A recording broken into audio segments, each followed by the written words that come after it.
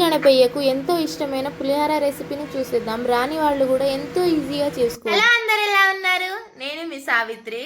వినాయక చవితి వచ్చేసింది కదా, ఇంకా బొజ్జి గణపయ్యకి ప్రసాదాలు చేసేయాలి కదా, ఎలా అని ఆలోచిస్తున్నారా? ఎందుకు మీకు భయం? మన ఛానల్ ఉంది కదా.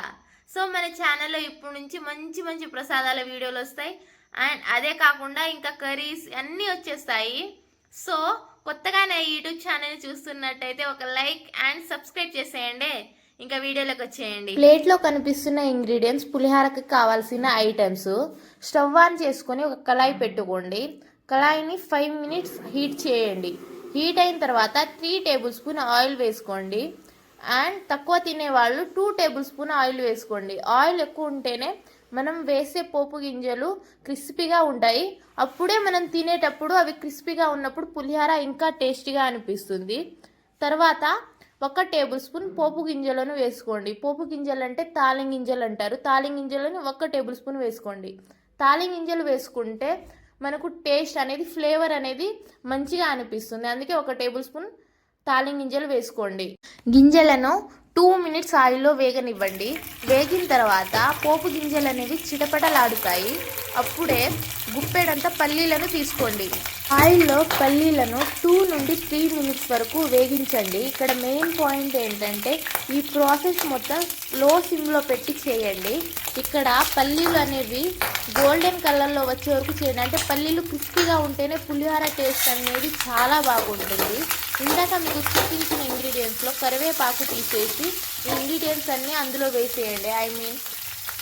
గుప్పెడంతా శనగపప్పు, గుప్పెడంతా మినప్పప్పు అండ్ ఎండుమిర్చి వేసుకొని అటు ఇటు 5 మినిట్స్ వేపండి. ఇక్కడ మెయిన్ పాయింట్ ఏంటంటే ఈ ప్రాసెస్ మొత్తం చేసేటప్పుడు లో సిమ్లోనే చేయండి.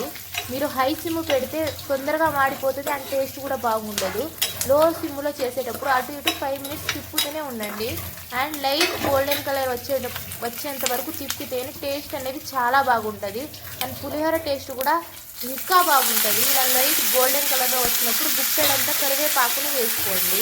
అండ్ అటు ఇటు మళ్ళీ 5 మినిట్స్ తిప్పండి. ఇప్పుడు మెయిన్ ఏంటంటే మీరు లెమన్తో పులిహోర చేస్తే లెమన్ని కోసేసి ఇంగ్రీడియంట్స్ వేసేయండి. అదే చింతపండుతో చేస్తే చింతపండుతో చేసేటప్పుడు గుప్పెడంత చింతపండు తీసుకొని కొంచెం 1 గ్లాస్ ఆఫ్ వాటర్, అంటే టీ తాగే గ్లాస్ ఉంటుంది ఆ గ్లాస్ అంతా వాటర్ తీసుకోండి. నేను చెప్తున్నాను, ఇందులో వేసేయకండి. వేరే బౌల్ తీసుకొని అందులో గుప్పెడంత చింతపండు తీసుకొని 1 గ్లాస్ ఆఫ్ వాటర్ వేసుకొని ఒక 5 మినిట్స్ నానపెట్టండి. ముందే నానపెట్టండి. నానిన తర్వాత ఆ చింతపండు రసాన్ని పిసికి ఇందులో వేయండి. వేసేటప్పుడు కొంచెం దూరంగా ఉండండి, ఎందుకంటే ఫేస్ మీద పడకుండా ఉంటుంది.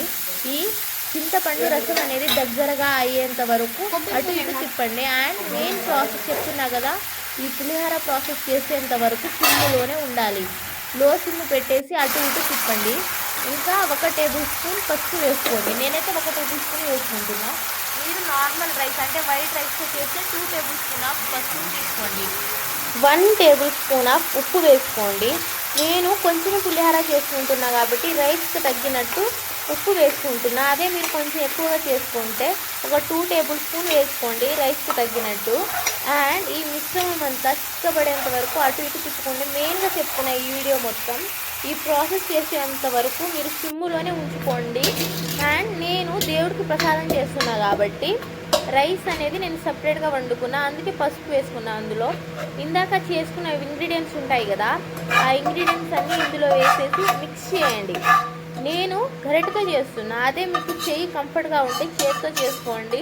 చాలా అంటే టేస్ట్ కూడా బాగుంటుంది, మంచిగా మిక్స్ అవుతుంది.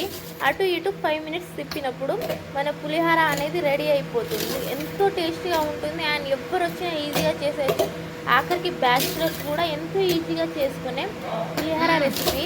ఇంకా టేస్ట్ అనేది చాలా చాలా బాగుంటుంది. ఇప్పుడు వరకు మీరు కానీ ఎవరైనా ట్రై చేయకపోతే ట్రై చేసేయండి. ఇందులో మనం ఎక్కువ ఏ ఇంగ్రీడియంట్స్ వాడాలి, ఇంట్లో ఉన్నవే వాడుతున్నా. అండ్ హెల్త్ కూడా చాలా మంచిది, టేస్ట్ కూడా చాలా బాగుంటుంది. మీరు కానీ ట్రై చేయకపోతే చేయండి. అండ్ ట్రై చేసిన వాళ్ళు కింద కామెంట్ చేయండి రెసిపీ ఎలా వచ్చిందో. ఈ రెసిపీ కానీ మీకు నచ్చినట్టయితే నా యూట్యూబ్ ఛానల్ని సబ్స్క్రైబ్ చేసుకోండి. Thank you all.